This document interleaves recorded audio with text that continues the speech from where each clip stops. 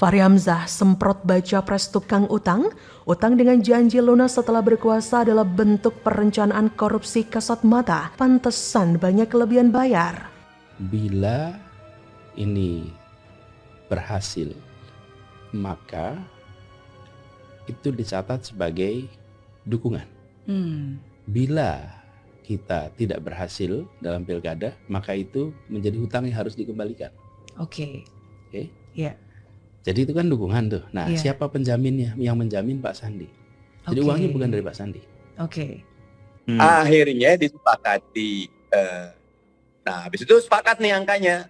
Bang Sandi panggil, bro, duit nggak ada nih bro, ente cari. Tetap tanggung jawabnya Mas Anies. Gitu. Oke, hitunglah antar mereka gitu. Jujurnya ada beberapa kali Mas Anies pinjem ke Bang Sandi. Saya yang maksa tanda tangan. Udah jangan buru-buru minta dibayar. Pokoknya nanti kalau lunas, menang kita cari duit buat bayar. Kalau belum menang, tempo-tempo lah gitu loh. Bang Sandinya luar biasa. Sandi luar biasa. Itu justru semakin membongkar aib-aibnya sendiri.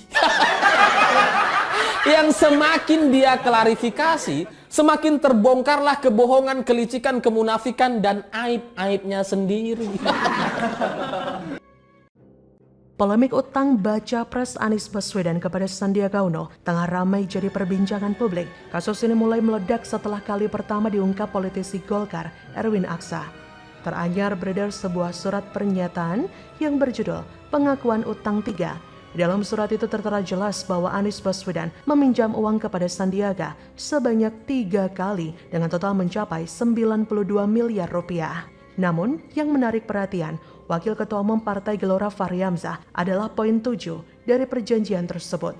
Isinya menerangkan bahwa Anies Baswedan terbebas dari utang itu jika berhasil terpilih dalam Pilkada DKI 2017. Bagi Fahri Hamzah, poin ini merupakan bagian dari perencanaan korupsi yang nyata. Ia berkata dalam akun Twitter pribadinya Minggu 12 Februari, pinjam-meminjam uang di belakang layar dengan janji lunas setelah berkuasa adalah bentuk perencanaan korupsi yang sangat kasat mata. Dalam hal ini, ia menagih komitmen rakyat Indonesia yang anti korupsi. Mereka yang ingin korupsi diberantas seharusnya berteriak lantang ketika melihat peristiwa perencanaan korupsi yang nyata tersebut. Memang benar, segala bentuk biaya politik ilegal harus dihentikan dan partai atau kandidat harus transparan soal biaya politiknya karena hutang yang begitu besar tidak mungkin dilunasi dari gaji bulanan yang normal kecuali dari hal-hal yang ekstra normal. Ini merupakan gaya-gaya cukong, memberi modal kampanye dengan catatan menguasai proyek-proyek strategis. Bahkan ada pula yang 1:2. Dan kalau kita perhatikan, kenapa ada kelebihan bayar? Kenapa ada KPK DKI? Kenapa banyak piagam penghargaan yang modelnya sama? Kenapa balai kota ditutup saat mulai menjabat hingga akhir? Itu karena untuk memberikan peluang bagi para pemangku jabatan, termasuk Anies menggunakan waktunya di DKI untuk mengumpulkan duit-duit warga Jakarta dengan dalih pembangunan yang berkelanjutan. Padahal bisa jadi dimasukkan ke kantong Anies sendiri untuk bayar utang. Dari sini sudah jelas sebenarnya bahwa mendukung Anies untuk lolos jadi capres dan ataupun menjadi presiden amatlah berbahaya. Makanya mungkin orang kaya si Noel itu selain mendukung tersangka pengacau, sekarang malah mendukung capres yang akan merusak Indonesia. Pilkada DKI 2017 memang sangat brutal. Ternyata motivasinya adalah soal fulus, menang utang lunas, kalah harus bayar. Jadi apapun dilakukan yang penting menang. Dan kalau sudah menang, jadi mudah bayar utang. Dengan kekuasaan ada banyak proyek yang bisa diakal-akalin untuk bayar utang. Satu poin penting yang tak kalah penting adalah Anies sangat ambisius. Ambisinya terlihat sangat mengerikan. Demi ambisi politik rela pinjam uang sampai segitu banyaknya tanpa kepastian apakah bakal menang atau kalah pilkada. Ini tipe orang yang tidak mikir panjang. Yang penting gas terus. Ada masalah apa di depan? Nanti baru dipikirkan. Dengan kondisi ini maka pantas saja kalau warga Jakarta akhirnya banyak yang dirugikan. Tidak ada janji kampanye Anies yang terwujud. Sebab itu tidak mungkin karena Anies sibuk berusaha untuk membayar utang. Jadi jangan-jangan proyek Formula E adalah bagian dari proyek untuk membayar utang. Tetapi ternyata rugi. Sungguh mengherankan, dengan kondisi itu kok kenapa masih ada saja yang mendukung Anies? Dengan fakta ini apakah mungkin pikiran rakyat harus diaktifasi? Sebagaimana bahasa Cak Nun yang mengatakan aktivasi roh. Dengan aktivasi pikiran, maka bisa dilakukan upgrade dan memusnahkan hal-hal yang tidak perlu. Terus kalau misal di Pilpres 2024 nanti Anies ngutang, lalu menang, ini kan bahaya. bisa jadi Anies akan menggunakan uang negara untuk membayar utang-utangnya. Mungkin saja Anies akan membayarnya dengan berbagai proyek yang berbau nepotisme, kolusi, dan lain sebagainya kan? Wah, nggak bener ini. Pantas dulu pernah mendapat gelar gak bener. Ternyata banyak gak benernya memang. Bagaimana menurut Anda?